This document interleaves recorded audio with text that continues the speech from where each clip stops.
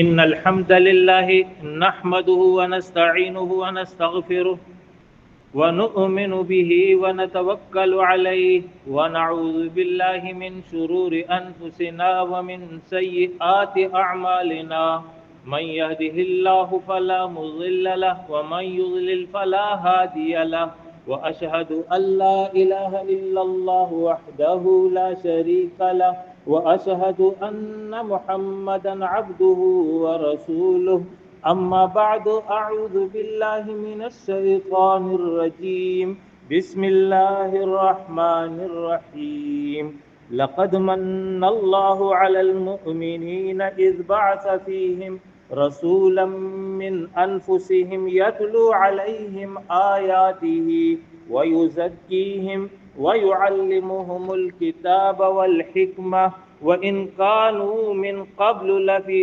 ضلال مبين رب اشرح لي صدري ويسر لي أمري واحلل عقدة من لساني يفقهوا قولي أما بعد اللہ رب العالمین نے انسان کو اس دنیا میں اپنی عبادت اور خلافت کے لیے بھیجا ہے۔ اللہ کی عبادت کا طریقہ اس کی بندگی اور اطاعت کا طریقہ انسانوں کو بتانے کے لیے انسانوں ہی میں سے بعض کو نبی اور رسول بنا کر بھیجا ہے، جنہوں نے اپنی اپنی قوموں کو اللہ کی طرف بلایا، دعوت دی اور اللہ کی عبادت کا طریقہ انہیں سمجھایا۔ انہی تعلیمات کو دین اسلام کہتے ہیں۔ یہ سلسلہ انبیاء سیدنا آدم علیہ السلام سے شروع ہوا اور نبی اکرم صلی اللہ علیہ وسلم پر آ کر مکمل ہوا۔ جو آیت میں نے قراءت کی ہے، اس آیت مبارکہ میں اللہ رب العالمین نے نبی اکرم صلی اللہ علیہ وسلم کے مقاصد بعثت کو بیان کیا ہے کہ ان کو کیوں بھیجا ہے، ان کا کام کیا ہے۔ تو اس حوالے سے آیت کے آخر میں تو یہ فرمایا ہے کہ وَإِن كَانُوا مِن قَبْلُ لَفِي ضَلَالٍ مُبِينٍ، اس پیغمبر کے آنے سے پہلے انسان کھلی گمراہی میں تھے۔ اس کی وجہ کیا تھی؟ تو وجہ یہ تھی کہ جو سلسلہ انبیاء جو سیدنا آدم سے شروع ہوا تھا، جب سیدنا عیسیٰ علیہ السلام پر پہنچا تو پھر اس کے بعد انہیں زمین سے زندہ اٹھا لیا گیا، تو اب وہ کار انبیاء قوم بنی اسرائیل کے حوالے ہوا کہ خود بھی دین کے مطابق عمل کریں گے، اللہ کی عبادت کریں گے اور دیگر انسانوں کو بھی یہی تعلیم دیں گے۔ لیکن عملاً ہوا یہ کہ سیدنا عیسیٰ علیہ السلام کے دنیا سے جانے کے بعد قوم بنی اسرائیل نے کتاب الہی جو ان کے پاس تورات اور انجیل کی صورت میں موجود تھی، اسے پس پش ڈال دیا، تحریف کر ڈالی، من گڑت عقائد، نظریات، افکار اختیار کر لیے، نتیجتاً خود بھی گمراہ ہو گئے اور باقی لوگوں کے لیے بھی حق کا پیغام اور حق کا داعی نہ بن سکے۔ اس طرح پوری دنیا میں گمراہی پھیل گئی۔ عرب میں آخری پیغمبر سیدنا اسماعیل علیہ السلام ہیں۔ ان کے جانے کے بعد ان کی تعلیمات اور سیدنا ابراہیم کی تعلیمات وہ بھی اس قوم میں مسخ ہو گئی۔ کچھ پر عمل کرتے تھے، کچھ کو چھوڑ بیٹھے تھے، عملاً شرک میں مبتلا ہو گئے تھے۔ گویا کہ ضلالت اور گمراہی یہاں پر بھی تھی۔ اس کا نتیجہ یہ نکلا کہ انسان کا تعلق اللہ سے ختم ہو گیا، اور پھر جو انسانوں میں طاقتور تھے، جس اعتبار سے بھی ہوں، اقتدار کے اعتبار سے، قبیلے کے اعتبار سے، مال کے اعتبار سے، انہوں نے دوسروں کو دبانا شروع کر دیا، اور اس معاشرے میں جو کمزور لوگ تھے کسی بھی حیثیت میں، ان کے حقوق غصب ہو گئے، ان پر ظلم شروع ہوا۔ عورت ہے، یتیم ہے، بچے ہیں، غلام ہیں، کمزور قبیلے ہیں، کمزور افراد ہیں۔ ایک ظلم کا نظام تھا جو پورے معاشرے پر چھا چکا تھا۔ گناہ اور معصیت، اس میں شرم اور عار محسوس نہیں کی جاتی تھی، دھڑلے سے گناہ کیا کرتے تھے۔ شراب، سود، جوا، قتل، یہ کوئی عیب ہی نہیں تھا اس معاشرے میں۔ نوبت یہاں تک آن پہنچی کہ تقوی کا معیار اسے جانا اور سمجھا گیا کہ برہنہ ہو کر بیت اللہ کا طواف کیا جائے۔ یہ وہ حالات تھے۔ شرک عام تھا، کفر عام تھا، گناہ اور معصیت کی تمام قسمیں موجود تھیں۔ ایسے دور میں اللہ رب العالمین نے انسانیت پر بالعموم اور اہل ایمان پر بالخصوص احسان عظیم کیا۔ لقد من اللہ علی المؤمنین اذ بعث فیہم رسولا من انفسہم، اللہ نے یہ احسان کیا۔ احسان اس معنی میں ہے کہ قوم نے مانگا نہیں تھا، لوگوں نے طلب نہیں کیا تھا، لوگوں کی ڈیمانڈ نہیں تھی، نہ ان کا کوئی استحقاق تھا، یہ محض فضل الہی تھا۔ اللہ نے اپنی جانب سے یہ فضل کیا، اس لیے احسان فرمایا۔ اور ایمان والوں کے حق میں اس لیے احسان ہے کہ انہوں نے اس کو مانا ہے، تسلیم کیا، ان کی زندگی بدل گئی، ان کا اخلاق، ان کا کردار، ان کے اعمال درست ہو گئے، نتیجتاً ان کی آخرت درست ہو گئی۔ اس لیے یہ بالخصوص اہل ایمان پر احسان ہے۔ اذ بعث فیہم رسولا من انفسہم، وہ رسول انہی میں سے ہے۔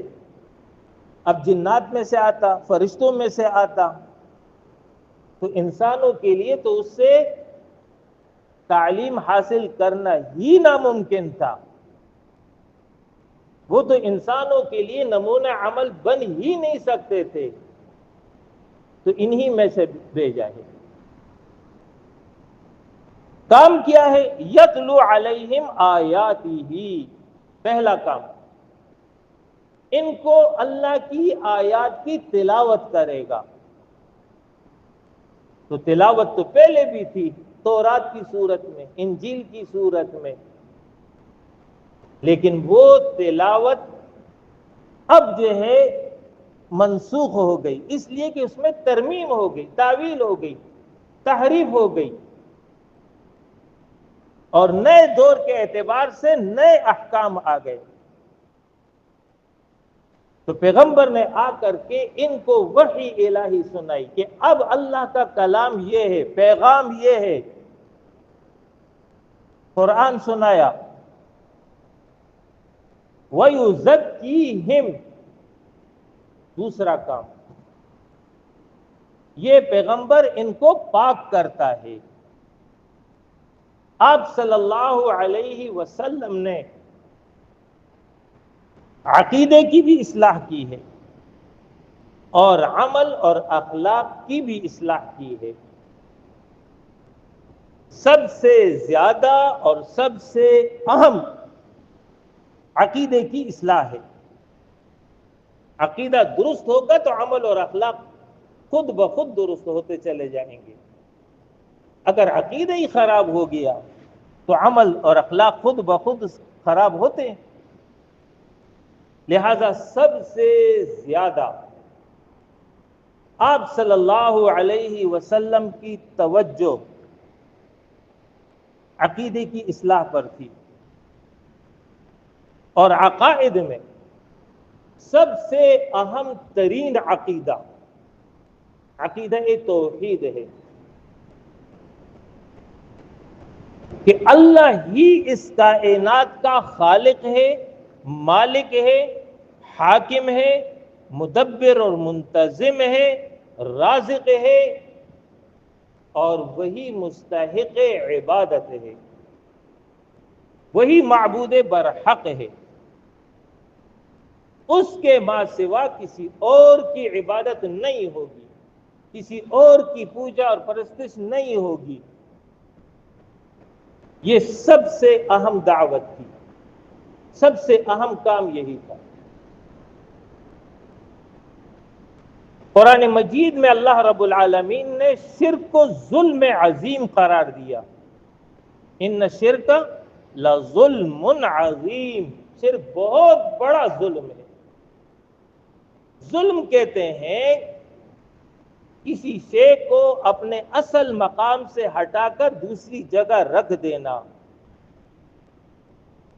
تو عبادت یہ اللہ کا حق ہے، اب یہ حق اللہ کی جگہ کسی اور کو دے دینا تو گویا کہ اپنے اصل مقام سے اس کو ضائع کر دیا ہے. یا اللہ کی عبادت میں کسی اور کو شریک بنا دے، یہ بھی جو ہے حق تلفی ہے. اور یہ سب سے بڑا ظلم اس اعتبار سے ہے کہ وہ خالق ہے، وہ مالک ہے، وہ منعم حقیقی ہے. انسان اسی کے ساتھ ظلم کر رہا ہے، اس سے بڑا اور کیا ظلم ہوگا. ان الشرک لظلم عظیم، شرک بہت بڑا ظلم ہے. لہذا توجہ دی گئی کہ لوگوں توحید اختیار کرو، ایک اللہ کی اطاعت اور بندگی اپناؤ گے. مشرک کو قرآن میں نجس قرار دیا. انما المشرکون نجس، مشرک نجس ہے. نجاست آپ سمجھتے ہیں اردو میں؟ تو مشرک کو جو نجاست اور نجس قرار دیا ہے اس معنی میں نہیں ہے کہ اس کا جسم گندا ہے.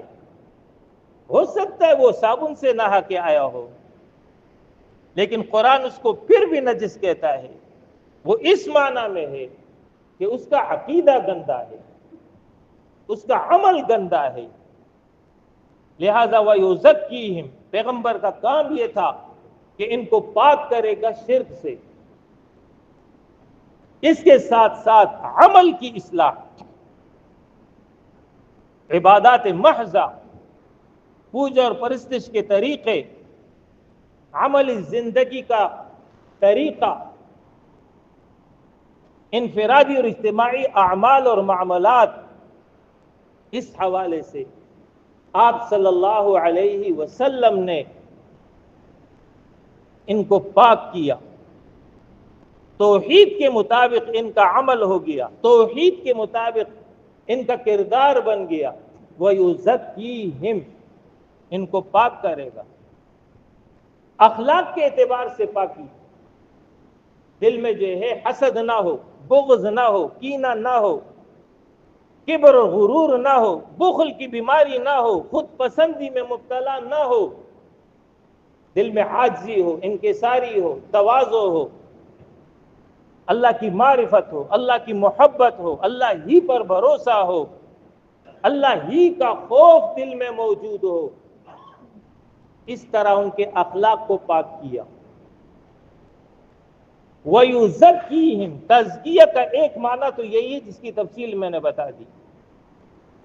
تزکیہ کا دوسرا معنی ہے بڑھوتری، اضافہ. زکا زرع، کھیتی بڑھ گئی. تو ان کے لیے نبی اکرم صلی اللہ علیہ وسلم نے وہ تعلیمات بیان کی جس کے نتیجے میں ان کا تعلق باللہ مضبوط ہوا. اور جب تعلق باللہ مضبوط ہوا تو پھر اللہ کی عبادت میں بھی اضافہ ہو گیا، اطاعت میں بھی اضافہ ہو گیا. یہ ہے معنی تزکیہ کا. وَيُعَلِّمُهُمُ الْكِتَابَ وَالْحِكْمَةَ، تیسرا کام اور چوتھا کام ایک ساتھ بیان ہوا. وہ یہ کہ ان کو جو ہے کتاب اللہ کی تعلیم دیتا ہے. ایک ہے تلاوت کتاب اور ایک ہے تعلیم کتاب، دو الگ الگ چیزیں ہیں. تلاوت کتاب یہ ہے کہ قرآن کی تلاوت کی جائے، ریڈنگ جس کو ہم کہتے ہیں. تو یہ بھی پیغمبر نے بتایا اس طرح اللہ کے کلام کی قراءت کرو گے. دوسرا یہ ہے کہ اس کتاب الہی میں جو احکامات بیان ہوئے ہیں، جو تعلیمات بیان ہوئی ہیں، اس کی تبیین، اس کی تفصیل، اس کی تفسیر، اس کی تشریح قول کے ذریعے بھی اور عمل کے ذریعے بھی رسول اللہ صلی اللہ علیہ وسلم نے بتائی ہیں. اسی کو تعلیم کتاب کہتے ہیں. قرآن میں ذکر ہے اقیم الصلاۃ، نماز قائم کرو. اول تو یہ ہے کہ صلاۃ کہتے کس کو ہیں؟ صلاۃ تو عربی میں بہت معنی میں آیا ہے. اگرچہ قرآن عربی مبین میں آیا ہے لیکن اپنے مفہوم کو واضح کرنے کے لیے پیغمبر سے سیکھنا ضروری ہے. جب تک پیغمبر سے نہیں سیکھو گے قرآن کا فہم نہیں آئے گا. لِتُبَيِّنَ لِلنَّاسِ مَا نُزِّلَ إِلَيْهِمْ، آپ بیان کریں اس وحی کو جو ان کی طرف بھیجی گئی ہے. یہ آپ کی ذمہ داری تھی. لہذا صلاۃ کہتے کس کو ہیں؟ رسول اللہ صلی اللہ علیہ وسلم نے پریکٹیکل کر کے دکھا دیا. صلو کما رأیتمونی اصلی، نماز اس طرح پڑھو جیسے مجھے پڑھتے دیکھو. یہ ہے نماز، یہ ہے صلاۃ. آتوا الزکات، زکات دو. کس کو دیں، کب دیں، کس مال پر دیں، کون دے گا کون نہیں دے گا، تفصیل کیا ہے نبی اکرم صلی اللہ علیہ وسلم نے بیان کی. اتم الصیام، روزہ رکھو. روزہ کہتے کس کو ہیں، ہوتا کب ہے، تفصیلات کیا ہے، جزیات کیا ہے، آپ صلی اللہ علیہ وسلم نے بتایا. وَلِلَّهِ عَلَى النَّاسِ حِجُّ الْبَيْتِ مَنِ اسْتَطَاعَ إِلَيْهِ سَبِيلًا، حج بیت اللہ فرض ہے. حج کب ہوگا، کون کرے گا، طریقہ کیا ہے، کہتے کس کو ہیں، تفصیل کیا ہے، قرآن نہیں بتائے گا، پیغمبر بتائے گا. وَيُعَلِّمُهُمُ الْكِتَابَ، یہ تو میں نے صرف عبادات کے حوالے سے صرف سمجھانے کے لیے بھی بتا دی. باقی پورا قرآن اسی طرح ہے. پیغمبر کا کام تھا وَيُعَلِّمُهُمُ الْكِتَابَ، ان کو تعلیم کتاب دے گا. چوتھا یہ کہ والحکمہ، اور ان کو حکمت کی تعلیم دے گا. حکمت کہتے تو دانائی کو ہیں، لیکن اس جگہ مراد حکمت سے امام شافعی رحمہ اللہ نے اس طرح بیان کیا کہ حکمت سے مراد سنت رسول ہے. وہ تعلیمات جس کا براہ راست ماخذ قرآن میں نہیں ہے، بلکہ نبی اکرم صلی اللہ علیہ وسلم کی تعلیمات سے معلوم ہوتا ہے، آپ کے عمل سے معلوم ہوتا ہے، اور آپ نے اس کو بحیثیت رسول انجام دیا ہے، بحیثیت بشر نہیں انجام دیا، بحیثیت رسول انجام دیا ہے۔ اس کو کہتے ہیں سنت رسول، اسی کو کہتے ہیں حکمت۔ تو یہ چار مقاصد ہیں جو اس آیت میں بیان ہو گئے، ان کو تلاوت کرے گا، ان کا تزکیہ کرے گا، ان کو تعلیم کتاب دے گا، اور ان کو تعلیم سنت دے گا۔ یہ وہ مقاصد بعثت ہے جو قرآن کی اس آیت میں اختصار اور جامعیت کے ساتھ بیان ہوئے ہیں۔ وآخر دعوانا ان الحمد للہ رب العالمین۔